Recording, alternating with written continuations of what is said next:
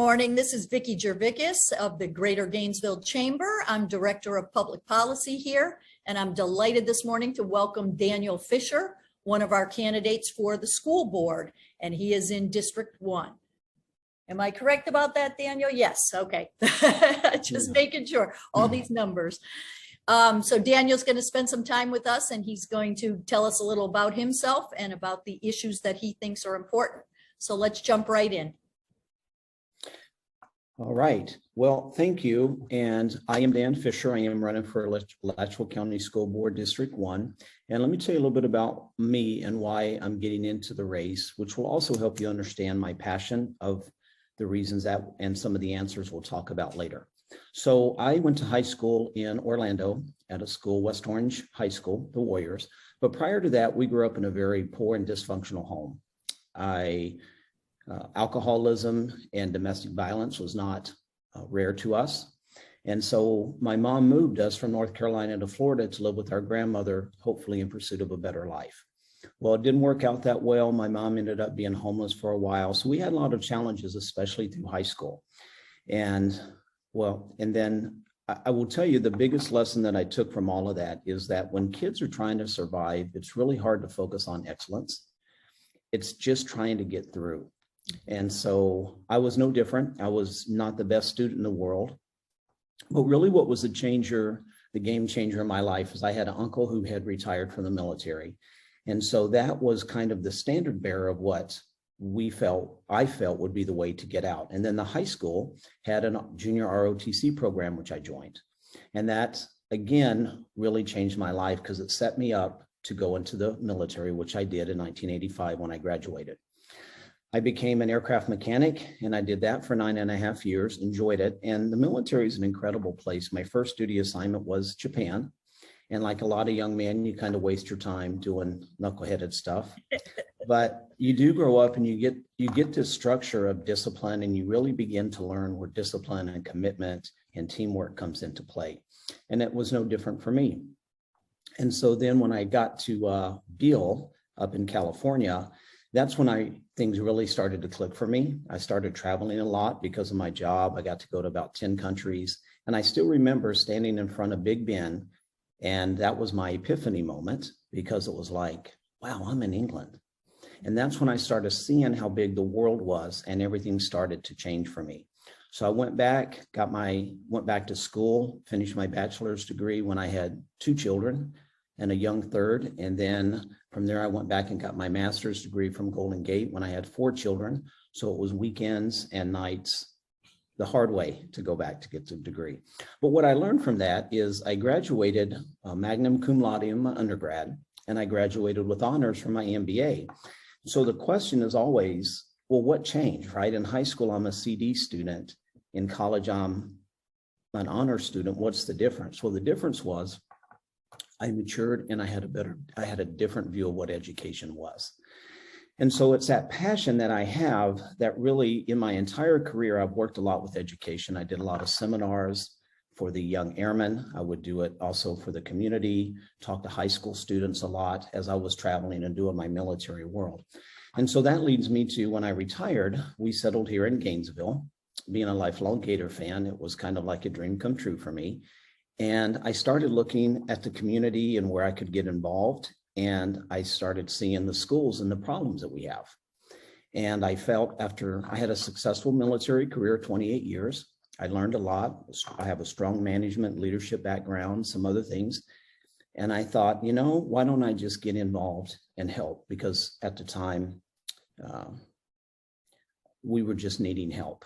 And so I became a teacher. I teach at Williston Middle High School. I believe a principle of leadership is it's really hard to lead an organization if you don't understand what the people actually have to do. And so in the military, I'd go and sit missions on weekends and holidays and things like that at night. We had a standing rule that all the full-time staff had to do so many hours of mission every month to stay current and understand the mission floor. And I took that same philosophy into being a teacher and sitting on the board. And so it was an eye-opening experience. I didn't realize how hard teaching was. I didn't realize how valuable the summer vacations are. I didn't realize how important the ESE program is. I didn't realize how important the foundational K through 2 education is that the kids receive. So there's all these eye-opening educational experiences that I had by working in the system that I would not have had I not worked in it. And so I am trying to bring all of that experience that I have, along with my management and leadership, and give it to Alachua County to help make our school district some of the best in the state.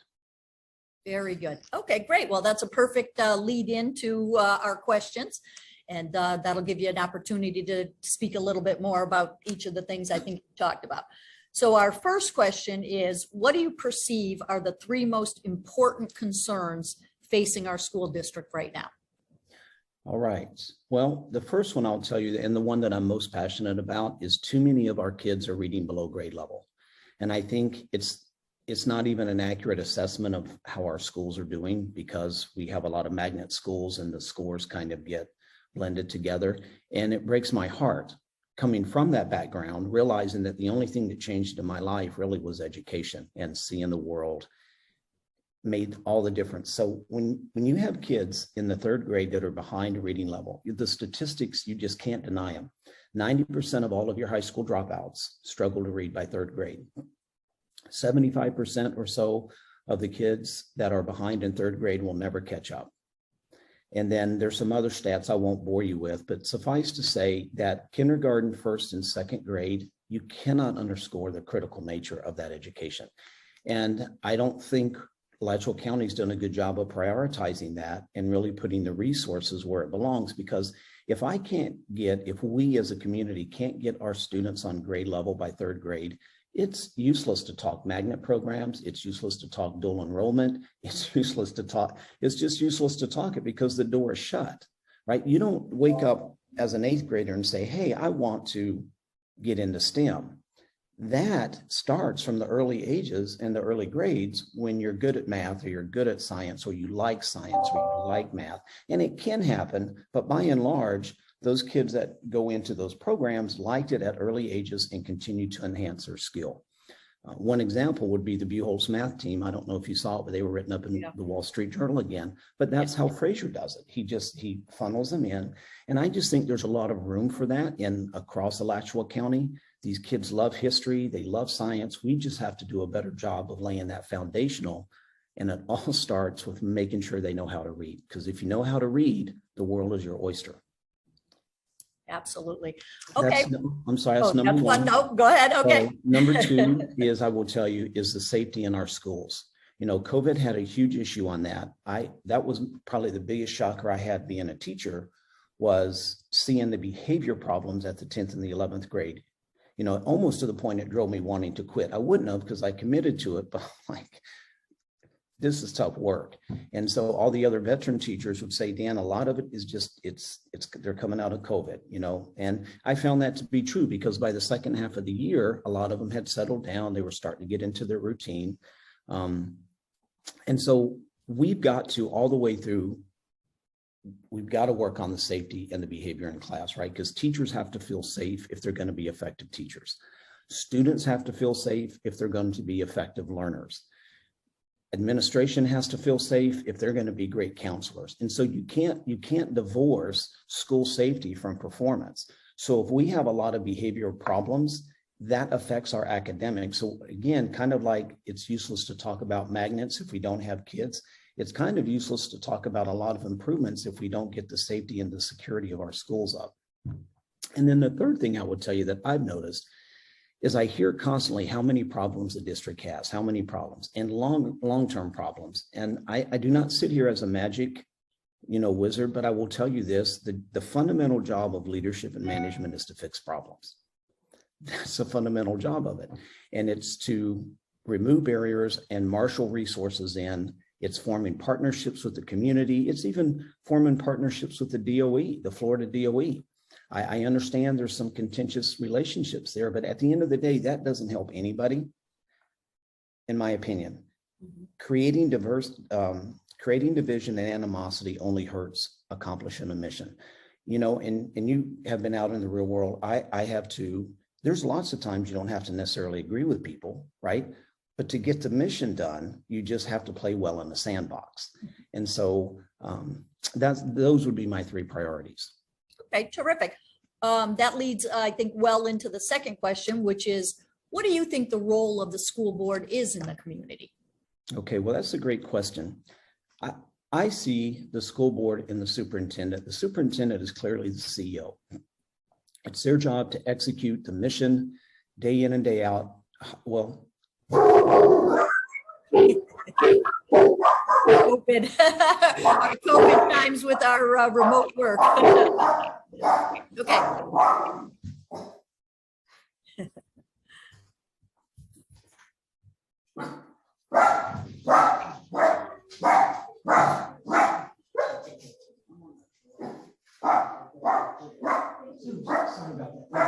Zeus, come on. Zeus, Jack, come on. Jack, come on. Okay. All right, right at. Role of the school board. Yes, and thank you. CEO. Mm-hmm. So the CEO is responsible for everything, right? They're responsible for the hiring, the firing, the performance. One of the things I see a lot with inexperienced managers and leaders is mistakes happen and they want to blame for that. And they don't understand the fundamental tenet of leadership is no, the blame stops with you, right? You're responsible for that. Not always fair, but it's not a question of fairness. It's a question of that's why we pay you and that's your job. So that's really the role of the superintendent. It's the role of the board is to ensure that the strategic plan, the vision, the direction is given. And to ensure that the objectives are being met that the board sets as the priorities for the district. So if the board says we are going to prioritize K through 2 spending, education, then it's fair to expect the superintendent to marshal his or her resources to accomplish K through 2. So again, you have the responsibility of the board is ultimately what the superintendent is doing. The board can't blame the superintendent. The board hired the superintendent, just like the superintendent can't blame principals. Well, the superintendent hires principals. See what I mean? And when you get that alignment of relationship of responsibility lined correctly, it does amazing things to accomplish the mission. Very good. Okay, this plays a little bit off of the first question in terms of a little more concrete. What would be your top priorities and projects if you're elected? Well, I think you probably already guessed my number one would be K first and second grade. Yeah. I think that also includes expanding VPK, volunteer pre-K. I think every school should have one. I also think that we need to benchmark what programs work really, really well and work to get that standardized across the district.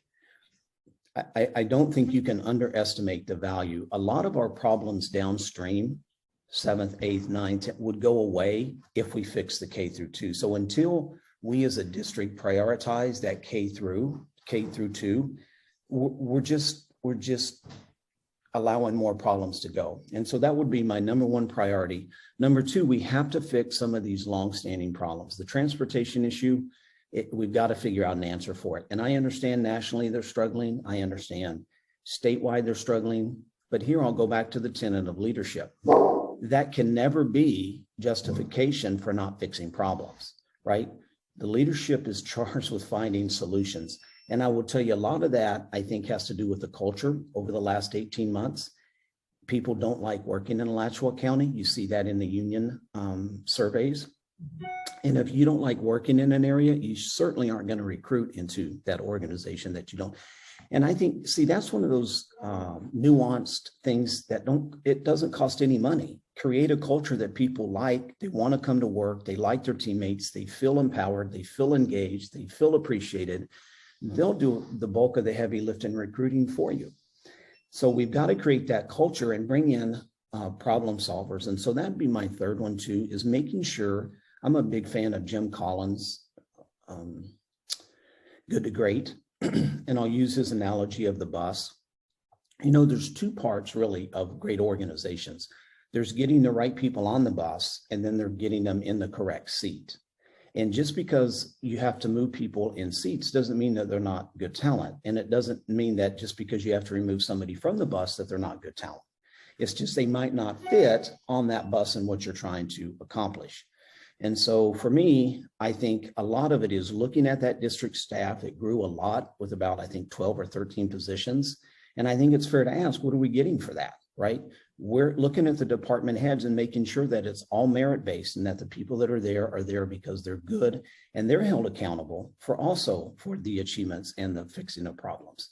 And so those would be my 3 areas. Very good. Okay, here's an interesting take on some of the things you've been saying. There has been significant turmoil in the district and within the school board itself. How do you think that's best addressed? Well, turmoil is a pretty broad word. And so I will give you what I've heard from parents and teachers about the turmoil. Number one, we've had a lot of superintendents over the last several years. I think if you do any management study, any leadership study, they'll tell you constant changeover in the chief executive is a recipe for trouble and chaos, right? Because you're changing strategic vision every year, every couple of years, goals change. I'll give you an example. The latest superintendent, when she came in, her focus was reorganizing the district. Now, I'm not going to criticize one way or the other. I'm just going to say, when I went back and studied it, I found it interesting because we're really the first COVID year after, COVID started. Right. The plan was in place to ensure, I would have thought that they would have continued to try to get to the end of the year, focused on academics and making sure we get through that. But that's me, right? Dr. Simon came in and focused on reorganization, which is well within her right. But then the whole district kind of shifts, right? Then when she's fired, you bring in an interim and another shift occurs. And you have all these major shifts. And again, it's nothing against the individual. It's the principle that you have to have a common vision and a common goals, and you've got to give people time enough to work. One of the criticisms I've had of the board is that there's been a lot of 3-2 votes. And the problem with the 3-2 vote is that you're 1 vote away from disrupting everything, right? And I would have liked to see the board work harder on getting 4-1 or 5-0. And that's what I think you're going to see, you're going to have to do to get a superintendent to come in, because I'm not sure of any high achieving superintendent who's going to work on a 3-2 board, because you're 1 vote away from being out of work, right? And so the board has to show unity, that they're together and we don't have to share all the details. We just need to share the vision of what we're going to want to accomplish. And until leadership does that hard work, it's kind of hard to hire somebody, because go back to Jim Collins, right? Great organizations bring in the talent and then they start figuring out where they're going to go. So that would be my answer. Okay, terrific. All right. And we just have one final wrap up question, which is, why should members of the business community vote for you? Well, I have a deep love for business. I'm an adjunct professor of business. My MBA is in business. And before 9/11 happened, and before I went back, because I had a 6-year break in service, I went and I was in the business sector. I wanted to be a COO or CEO of a small company. I'm just a geek when it comes to business. I love management philosophy. I love leadership. I love everything that's around. I love capitalism. I love building companies, everything about business I love. And so I study it and I read it. I probably have read 100+ books since 91 just on leadership and management theory in business. And so I also have a really good foundation in the trades from my time in the Air Force, working with civil engineering, air conditioning, power pro, all the trades. So I would tell you, I have a really good understanding of the importance of CTE, career technical education. I love business. And I have a passion to make sure these kids are making choices that they want to make and not made to them. And the business community is a huge benefactor of that, right? Because they depend upon us in the public school system to get them people that are capable of doing these jobs. Because I think it's still only 25-30% of the kids go on to college, actually. So that means 75% of your workforce is relying upon the high school education. And we cannot continue to allow our kids to graduate unprepared to go into the workforce. It's unfair to them. It's unfair to their families. It's unfair to our community, and the business owners would be part of that community. Another thing I would tell you I would like to do with the business community is partner up with them more. I think there's a lot of room to bring in those business leaders to the schools to inspire, to share their knowledge, the CEOs, the executives, because right, people love a vision. And what changed my life was the vision of the Air Force. And so all through high school, I made choices good and about that. I didn't do certain things. I studied certain ways because I had the end goal. You see it in athletics all the time, right? Students that want to get to Division I make sacrifices, not because they like getting up at 5 a.m. to go work out, but because they like the goal, right? So we've got to tap the community to come in and help paint a vision for these students of all the different incredible things that they can do, because you're never going to know when you're going to find the next CEO or the next company. So that's why I would tell you the business community should vote for me.